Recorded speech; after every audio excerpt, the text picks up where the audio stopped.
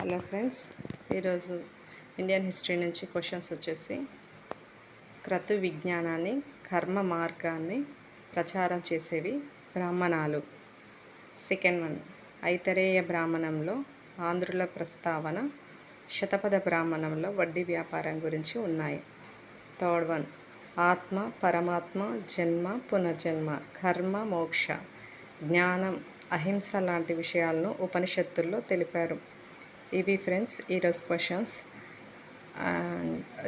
చిన్న questions and ఈజీగా గుర్తుండేటట్టుగా only ఒక టాపిక్కి సంబంధించి కొన్ని బిట్స్ రూపంలో ఇచ్చాను. అప్పుడప్పుడు ఇలాగే ఇస్తుంటాను. ప్లీజ్ సబ్స్క్రైబ్ చేసుకొని చూడండి.